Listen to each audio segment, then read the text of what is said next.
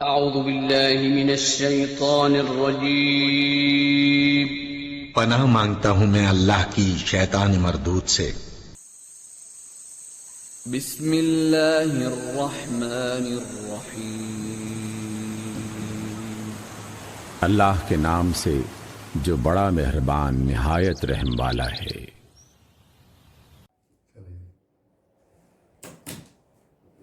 السلام علیکم ورحمۃ اللہ وبرکاتہ۔ وعلیکم السلام ورحمۃ اللہ وبرکاتہ۔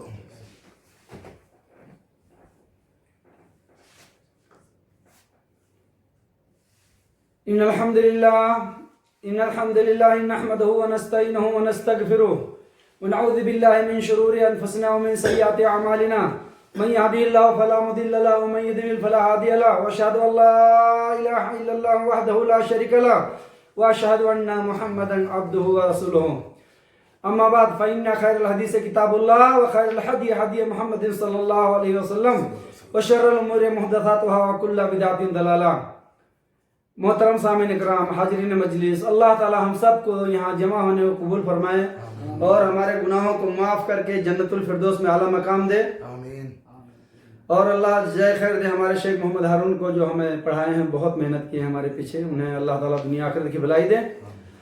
تو ہمارا جو بھائیو موضوع چل رہا ہے، یعنی بیان جو اپنا لٹا کر دوسروں کی حفاظت کرنے کا، تو آج کا 6واں بیان ہے، آخری ہے، یعنی اپنا لٹا کر دوسروں کی حفاظت کرنے میں، یعنی خلاصہ کلام یہ ہے کہ ہم جو نیک عمل کریں گے اور اپنے ہاتھ سے صدقہ کر دیں گے وہ ہمارا اپنا ہے، باقی سب دوسروں کا ہے، وارثان کا ہے، جو بھی وارث بنیں گے، چاچا ماموں بیٹا بیٹی جو بھی۔ تو یہ بہت بڑی جہالت ہے، بہت بڑی احمق والی بات ہے کہ ہم اپنا لٹائیں اور دوسروں کی حفاظت کریں، یعنی مال کے پیچھے نہ نماز پڑھتے ہیں ٹائم سے، نہ والدین کی خدمت کرتے ہیں ٹائم سے، نہ بیوی کا حق حقوق ادا کرتے ہیں ٹائم سے، نہ اپنا خود دوائی کھاتے ہیں ٹائم سے، نہ ہم اپنا بال سیٹ کرتے ہیں ٹائم سے، پیٹ میں درد ہوتے رہتی پھر بھی ڈیوٹی کرتے ہیں، بخار ہوتے ہوئے بھی ڈیوٹی کرتے ہیں مال کے خوف سے، صحیح ہے؟ تو یہ سب کیا ہے؟ نماز ٹائم پہ نہیں پڑھنا، 3 نمازوں کو اکٹھا کر کے پڑھنا، کس کے لیے؟ مال کے لیے، اور وہ مال ہم سب چھوڑ کے جانے والے ہیں، ہمارا وہی ہے جو کھا کے ہضم کر دیے اور پہن کے پھاڑ دیے اور جو آگے بھیج دیے، وہ ہمارا اپنا ہے، بس باقی سب دوسرے کا ہے۔ تو اس طرح ہم لوگ انشاءاللہ نہیں کریں گے، کیونکہ یہ 6واں بیان ہے، اس میں کافی معلومات جو مجھ سے ہوا ہے آپ لوگوں کے سامنے پیش کیا ہوں، آج کا جو آخری ہے۔ تو آئیے ایک حدیث سنتے ہیں۔ ایک مرتبہ اللہ کے رسول صلی اللہ علیہ وسلم کے یہاں ایک بکری ذبح کی گئی۔ آپ صلی اللہ علیہ وسلم گھر میں داخل ہوئے اور کہنے لگے، عائشہ رضی اللہ عنہ گھر میں تھی، آپ صلی اللہ علیہ وسلم نے پوچھا کہ بکری جو ذبح ہوئی ہے اس میں سے کیا بچا؟ تو عائشہ رضی اللہ عنہ نے کہا، وہ اردو الفاظ تھا، مجھے سمجھ میں نہیں آیا، یعنی کچھ گوشت یا ایک ران بچی، بہرحال جو بھی حدیث کا الفاظ ہو، مطلب تھوڑا سا بچا۔ یہ کس نے کہا؟ عائشہ رضی اللہ عنہ عنہا۔ تو آپ صلی اللہ علیہ وسلم نے کہا کہ یہ نہیں بچا، جو لوگوں کو بانٹ دیا گیا وہ بچا، اور یہ یہ رہ گیا، بچا کیا؟ جو دے دیے ہم نے، یہ تو کھا کے اور ختم ہو جانے والی چیز ہے، یعنی کتنا دل میں لگنے والی بات ہے کہ بچا وہی جو ہم نے دوسروں کو دے دیا۔ ہاں، یہ ترمذی کی حدیث ہے۔ ایک واقعہ اور دیکھتے ہیں۔ محمد صلی اللہ علیہ وسلم نے فرمایا، جس شخص نے اللہ کے راستے میں جوڑا جوڑا صدقہ دیا اسے جنت کے سبھی دروازوں سے بلایا جائے گا۔ جنت کے کتنے دروازے؟ 8 دروازے ہیں۔ جوڑا جوڑا صدقہ جو ہے، یعنی کچھ علماء کا یہ ہے استدلال کہ یعنی دیتے رہنا باری باری، آج بھی دیا، کل بھی دیا، یا صبح بھی دیا، دوپہر بھی دیا، شام کو دیا، یہ ایک دیا پھر ایک اور دیا، یعنی اس سے کئی طرح کا علماءوں کا یہ ہے، یعنی جو کنٹینیو صدقہ دیتے رہتا ہے وہ بھی اسی میں شمار ہوگا۔ تو یہاں جوڑے کا لفظ ہے، یعنی 2 پیس کو ایک جوڑا کہتے ہیں نا، یعنی ڈبل. تو جس شخص نے اللہ کے راستے میں جوڑا صدقہ کیا اسے یعنی جنت کے دروگا، یعنی جو دروازے پہ کھڑے رہیں گے، ہر دروازے سے بلائیں گے کہ اے فلاں ادھر سے آؤ. یعنی فرشتے صدقے کی وجہ سے ہمیں جانتے ہوں گے. تو اس وقت ابو بکر رضی اللہ عنہ وہاں موجود تھے، تو انہوں نے کچھ سوال کیا. تو آپ صلی اللہ علیہ وسلم نے فرمایا کہ میں امید کرتا ہوں کہ آپ انہی میں سے ہو. میں امید کرتا ہوں کہ آپ انہی میں سے ہو جس شخص کو ہر دروازے کے دروگا بلائیں گے کہ آؤ اے فلاں بن فلاں اس دروازے سے جاؤ، وہ بلائے گا آؤ اس دروازے سے جاؤ. تو یہ اس کے لیے ہے جو جوڑا صدقہ کرتا ہے. یہ نسائی کی حدیث ہے 3186. ایک حدیث اور سنتے ہیں انشاءاللہ ہم لوگ، بہت پیاری حدیث ہے. محمد صلی اللہ علیہ وسلم نے فرمایا قیامت کے دن مومن کا سایہ اس کا صدقہ ہوگا. سبحان اللہ. جس دن سورج 1 میل پہ ہوگا، 1.25 کلومیٹر 1.5 کلومیٹر اتنی دوری ہے کہ پتہ نہیں کتنے 100 سال لگ جائیں گے سورج تک پہنچنے کے لیے، ہاں، اور 1.25 کلومیٹر پہ رہے گا تو کیا حال ہوگا. لیکن یہاں دیکھیے حدیث کیا خوشخبری دے رہی ہے کہ قیامت کے دن مومن کا سایہ اس کا صدقہ ہوگا. یعنی عرش کا سایہ ہوگا، اس کے علاوہ بھی سائے ہیں. یعنی وہ بہت حدیث معروف ہے، جو اللہ کا سایہ کے علاوہ اور کوئی سایہ نہیں ہوگا. لیکن یہاں صدقے کا بھی سایہ ہوگا، اس کے علاوہ بھی صدقہ کا سایہ، سورہ بقرہ کا سایہ، اس طرح کا بھی آگے حدیث آئیں گے انشاءاللہ. تو ہمارا صدقہ اگر اس دن سایہ کر دیا تو بہت بڑی بات ہے وہ، یعنی اس کے لیے کامیابی ہے انشاءاللہ. یہ مسند احمد کی ہے 3579 حدیث نمبر. آئیے ایک حدیث اور سنیں گے انشاءاللہ. محمد صلی اللہ علیہ وسلم نے فرمایا ایک کتا ایک کنویں کے چاروں طرف چکر کاٹ رہا تھا، جسے پیاس کی شدت سے اس کی جان نکل جانے والی ہو کہ بنی اسرائیل کی ایک زانیہ عورت نے اسے دیکھ لیا اور اس عورت نے اپنا موزہ اتار کے پانی میں یعنی ڈبا کر نکالا اور اس کتے کو پانی پلایا. اللہ تعالیٰ نے اس ایک ادا پر اسے معاف کر دیا، کیونکہ حدیث کیا ہے بخاری مسلم کی، کلو معروف صدقہ، ہر اچھا کام، ہاں، اور ہر اچھی بات صدقہ ہے.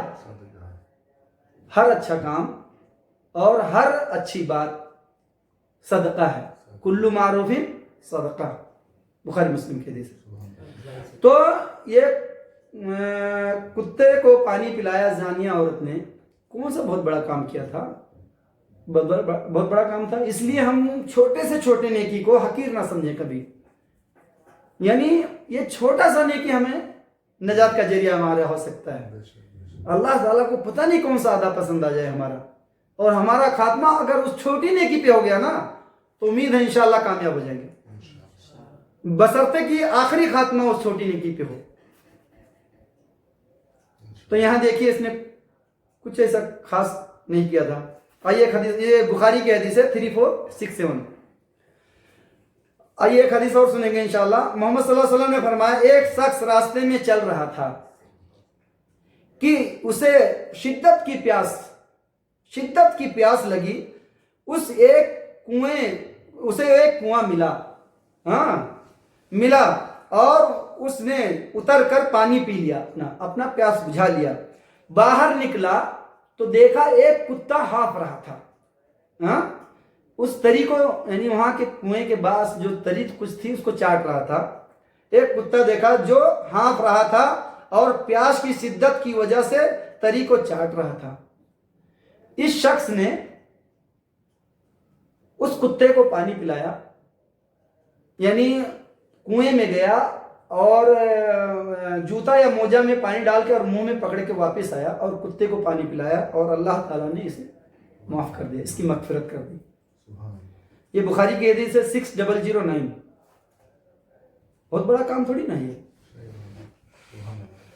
لیکن ہمارے ذہن میں جو شیطان نے مزین کر رکھا ہے نا अरे तो रास्ते में कांटा पड़ा वो बहुत छोटा काम है, छोटा काम नहीं है वो, बहुत अल्लाह के नज़दीक बहुत बड़ा है।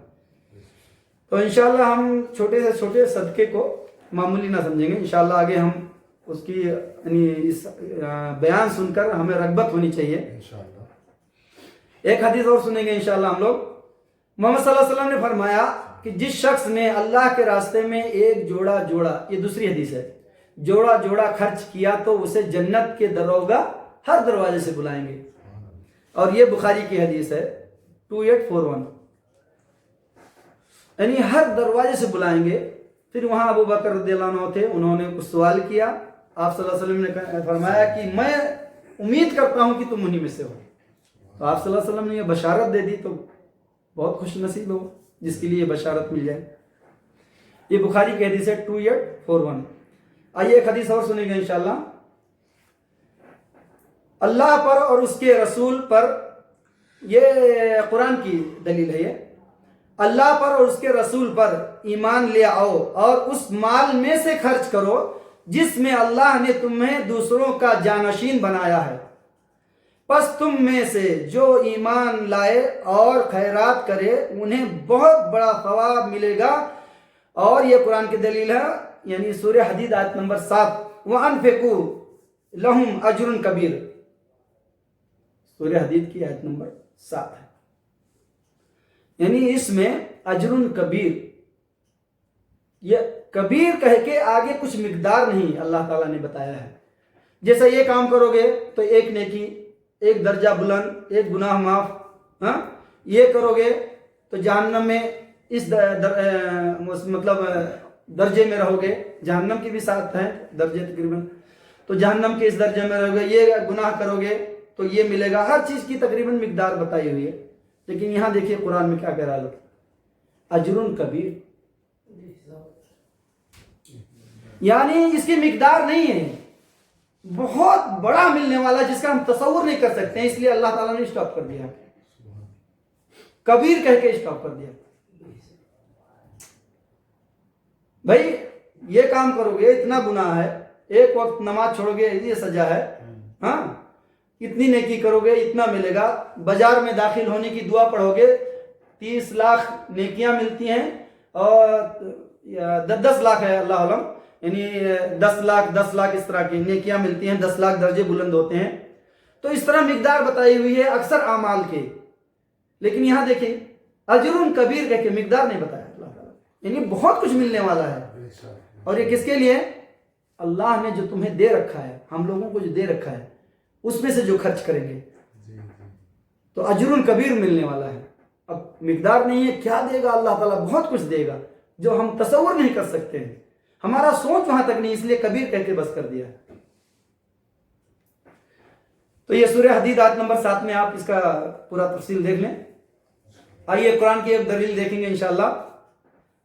इन्नल मुसद्दिकीना वल मुसद्दिकात, औज़ु बिल्लाहि मिनश शैतानिर रजीम, बिस्मिल्लाहिर रहमानिर रहीम। इन्नल मुसद्दिकीना वल मुसद्दिकात व क़रदुल्लाह क़र्दन हसनन युदाइफु लहुम व लहुम अजरुन करीम।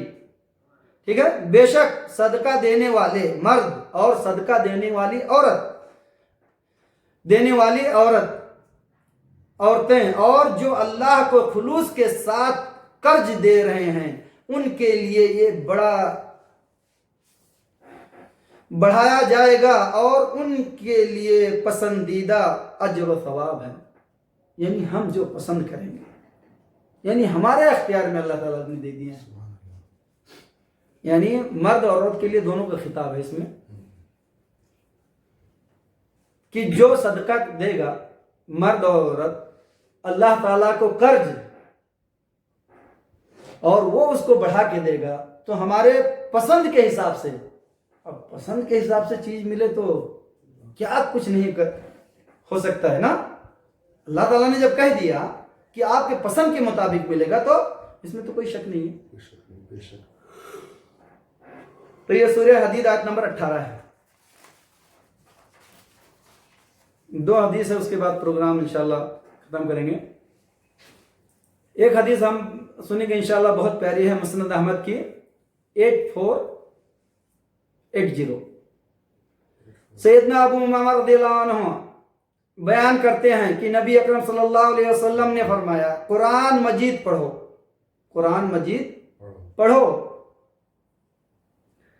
اور سیکھو، کیونکہ یہ روز قیامت پڑھنے والوں کے حق میں سفارش کرے گا۔ اور 2 چمکدار صورتیں یعنی سورہ بقرہ اور سورہ آل عمران پڑھا کرو، کیونکہ یہ روز قیامت 2 بادلوں یا 2 سایوں کی مانند ہوں گی، یعنی سورہ بقرہ اور سورہ آل عمران یہ قیامت کے دن ہمارے اوپر سایہ کر کے رکھیں گے۔ کتنا خوش نصیب ہے وہ آدمی جو سورہ بقرہ کی تلاوت کرتا ہے۔ اتنے فوائد ہیں سورہ بقرہ کے، اتنے فوائد ہیں کہ ہم گن نہیں سکتے ہیں بھائی، برکت ہے، فوائد ہے، اس میں جادوگر کا ہے، سب کچھ ابھی آگے اور دیکھیں گے۔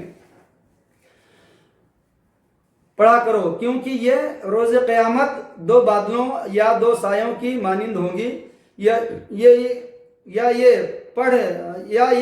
پر پھیلائے ہوئے پرندوں کی 2 گولوں کی مانند ہوں گی، یعنی جیسے پرندے اپنا جھنڈ بنا کے چلتے ہیں نا، اس طرح۔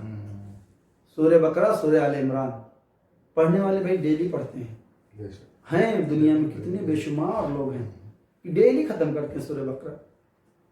سورہ بقرہ پڑھنے کے جادوگر نے جادوگر کا باپ بھیجا ہے، کچھ نہیں کر سکتا ہے۔ تو یہ ہمارے لیے قیامت کے دن سایہ کریں گی اور سفارشی ہوں گی، اور اپنے پڑھنے والوں کا دفاع کریں گی، یعنی جو بھی پریشانی ہمیں آئے گی دفاع کریں گی۔ ڈھال یعنی ایک ہی دفاع کرنا اور ڈھال بننا نہیں ایک جیسا ہے دونوں، تو ہمارے لیے یہ لڑیں گی، دفاع کریں گی۔ پھر آپ صلی اللہ علیہ وسلم نے فرمایا سورہ بقرہ پڑھا کرو، اسے حاصل کرنا بعض برکت ہے اور اسے چھوڑنا بعض حسرت ہے۔ جادوگر اس پر طاقت نہیں رکھ سکتے، یعنی جس گھر میں سورہ بقرہ پڑھی جائے اس میں جادوگر کا کوئی ہتھ کنڈا نہیں چل سکتا ہے۔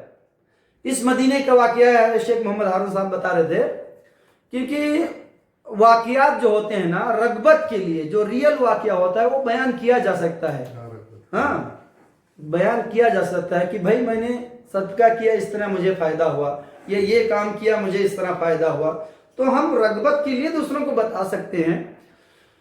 تو یہ واقعہ یہ ہے کہ مدینہ منورہ میں ایک شخص تھا، تو وہ پہلے بددین تھا، بعد میں جب پرہیزگار ہوا تو ایک نیک آدمی دیکھا کہ یہ پرہیزگار ہو گیا تو اپنی لڑکی سے شادی کر دیتا ہوں۔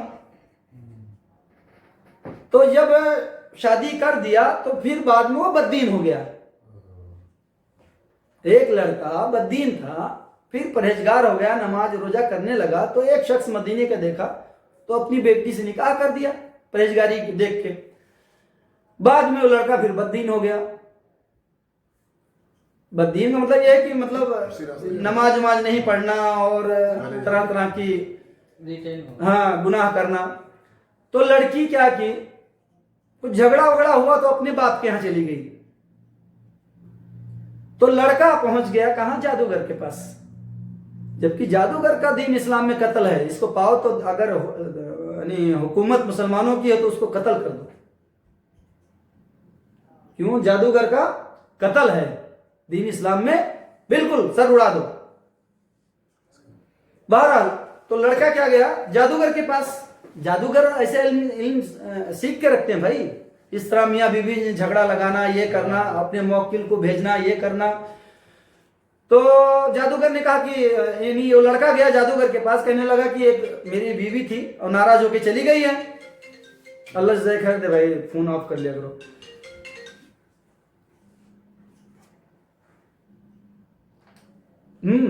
تو جادوگر نے کہا کام ہو جائے گا۔ جادوگر نے کہا کیا کیا، اپنے جو موکل ہوتے ہیں، یہ بھی کافر اور وہ بھی کافر، کیونکہ جو موکل ہوتے ہیں کافر ہیں، اور وہ کافر اس کے قبضے میں کب آئے گا، جب یہ کفر کرے گا۔ وہ قبضے میں کب ہوگا، جب یہ دین اسلام سے خارج ہو جائے گا، تب اس کے قبضے میں ہوگا، ٹھیک ہے۔ تو یہ بولا کام ہو جائے گا، کون بولا، جادوگر۔ اور اس نے کیا کہا, ایک میری بیوی ہے, وہ میرے سے ناراض ہو کے اپنے باپ کے یہاں چلی گئی ہے, نہیں آ رہی ہے.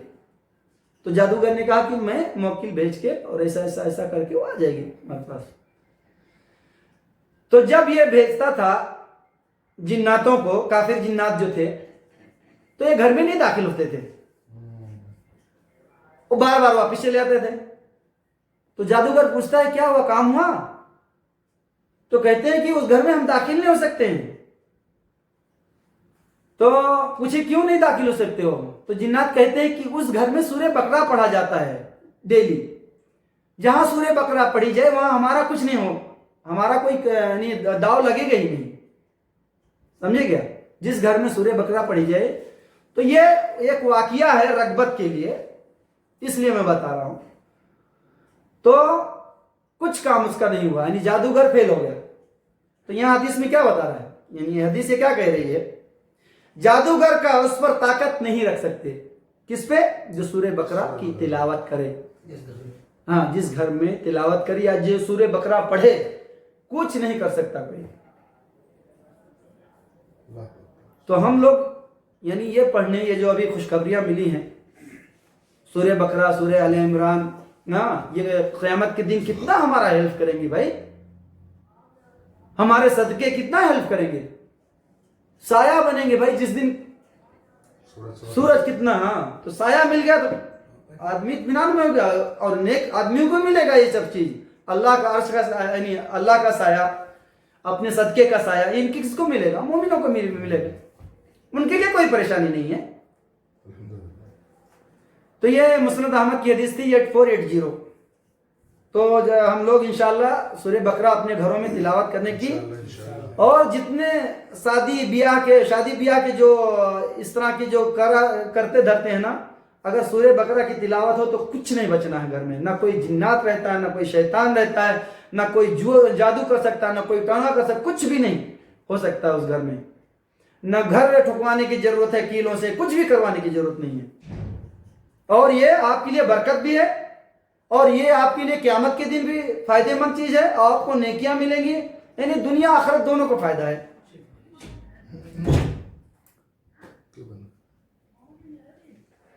اور یعنی کوئی بھی نیکی کو ہم لوگ معمولی نہ سمجھیں. دیکھیے, نفرتوں کے ہجوم میں جینے کا مزہ ہی الگ ہے. نفرتوں کی ہجوم میں جینے کا مزہ ہی الگ ہے. وہ رلانا نہیں چھوڑتے, ہم مسکرانا نہیں چھوڑتے. کیوں؟ ابی ذر رضی اللہ عنہ عن نبی صلی اللہ علیہ وسلم قال لا تحقرن من المعروف شیئا ولو ان تلقى اخاك باخ طلی. لا تحقرن من المعروف شیئا ولو ان تلقى, یعنی او کما قال علیہ الصلوۃ والسلام, یعنی کسی نیکی کو حقیر مت سمجھو اگرچہ کہ تم اپنے بھائی سے مسکرا کر ملو. اگرچہ کہ تم اپنے بھائی سے جب کندھا پیشانی سے ملو تو مسکرا کر ملو. یہ حدیث مسلم میں ہے.